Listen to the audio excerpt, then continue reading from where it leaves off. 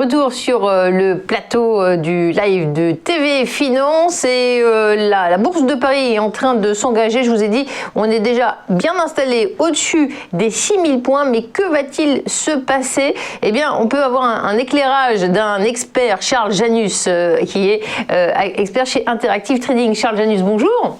Bonjour Fabienne. Merci d'être avec nous. Alors, je ne vous demande pas de lire dans une mare de cristal, mais quelle est votre lecture du marché parisien en ce moment? Et puis, est-ce qu'on peut faire un petit flashback sur les dernières semaines?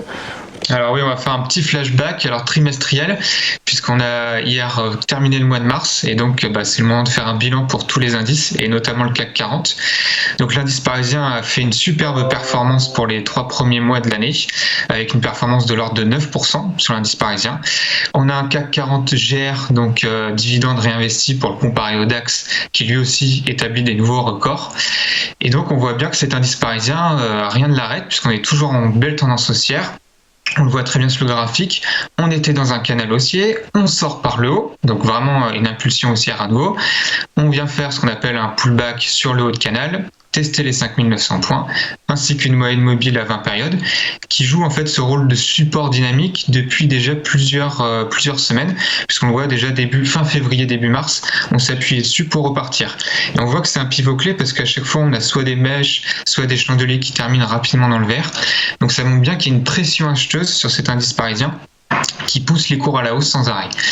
Alors pour faire un petit zoom quand même sur la journée d'hier, on voit ici qu'on a ce qu'on appelle un tout petit chandelier Arami. En fait, c'est une petite bougie rouge qui s'est mise à l'intérieur du corps de la précédente, et ça montre juste une petite hésitation. Ça veut pas dire qu'on va avoir un petit crack à court terme, une grosse consolidation. C'est juste une phase d'hésitation parce qu'on arrive sur une zone de résistance des 6100 points, qui est quand même un gros niveau clé pour le marché, parce que c'était les niveaux juste avant la crise du Covid.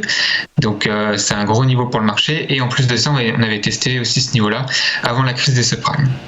Donc voilà, dans les prochaines séances, à mon avis, on va se chercher un petit peu en revenant peut-être sur le seuil symbolique des 6000 points avec la moyenne mobile à 20 périodes qui passe par ici. On pourrait aussi peut-être consolider, si on consolidait un petit peu plus, revenir sur 5900 points qui correspond au niveau du haut de canal. Et si le marché, durant le mois d'avril, durant les prochaines semaines, et j'espère pour avoir une performance positive pour le prochain trimestre, il va falloir travailler cette zone à 6100 points, la dépasser pour aller chercher potentiellement, je dis bien potentiellement, les 6600 points qui sont l'objectif majeur de moyen terme, avant peut-être d'ici quelques mois viser les 7000 points.